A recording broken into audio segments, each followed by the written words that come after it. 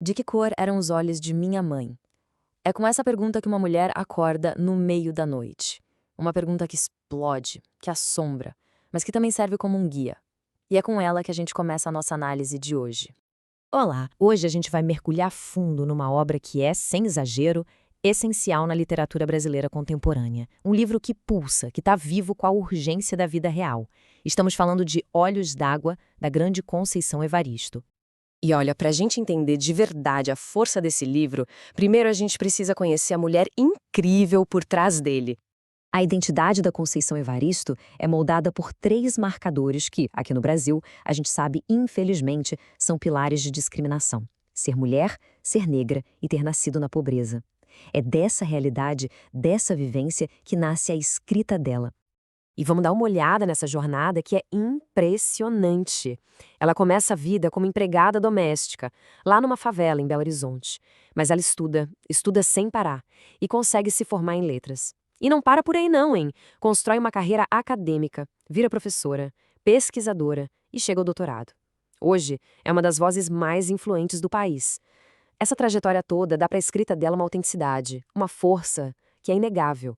Ela não está só contando uma história, ela viveu essa história.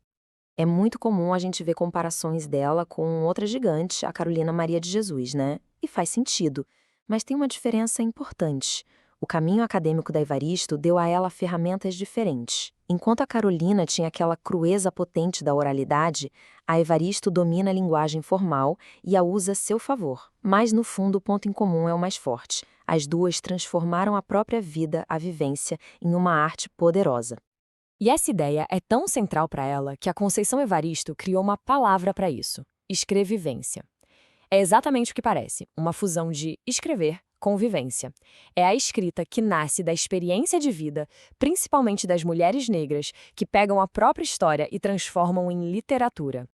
E não tem lugar melhor para ver essa escrevivência em ação do que no conto que dá nome ao livro todo. Lembra daquela pergunta do começo? É aqui que ela aparece. A narradora da história fica atormentada com isso, com o fato de não lembrar da cor dos olhos da própria mãe.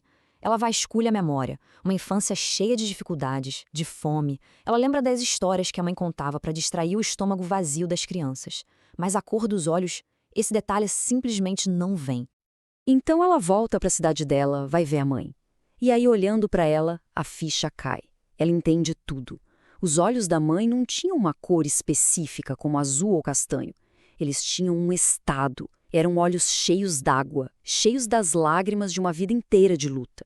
A cor dos olhos da mãe era a cor da dor e da resistência. E o livro todo, na verdade, é uma coleção de retratos, assim, potentes. Cada conto é como se fosse uma janela que a gente abre para um mundo de muita dificuldade, mas que, ao mesmo tempo, tem uma força, uma resiliência impressionante. Vamos pegar, por exemplo, um dos contos mais devastadores do livro, que se chama Maria. A história começa com a mais pura felicidade do dia a dia. Uma mãe, trabalhadora doméstica, voltando para casa feliz da vida porque está levando as sobras da comida da patroa para os filhos. Mas essa alegria simples é interrompida da forma mais brutal possível. Ela é acusada, sem prova nenhuma, de ser cúmplice de um assalto no ônibus e acaba sendo linchada pelos passageiros. E o final é de um contraste brutal. Um dos assaltantes, que por acaso é o pai do filho mais velho dela, fala com o maior carinho do menino. E isso acontece momentos antes da Maria ser morta pela multidão. É a justaposição do afeto e da violência mais crua. Essa ideia da inocência sendo destruída aparece de novo, com muita força, na história da Zaita. É uma menina, uma criança, que está na favela procurando a figurinha preferida dela. E no meio dessa busca inocente, começa um tiroteio, e ela é atingida por uma bala perdida. E aí vem uma frase que mostra perfeitamente o estilo da Evaristo. Ela escreve: "As balas desabrochavam como flores malditas." Pensa nisso. Descrever um horror desses com uma linguagem poética, quase bela, é chocante. As balas não só matam, elas desabrocham. É genial e terrível ao mesmo tempo. Apesar do foco do livro ser muito na experiência das mulheres, a gente também encontra 4 contos com protagonistas homens.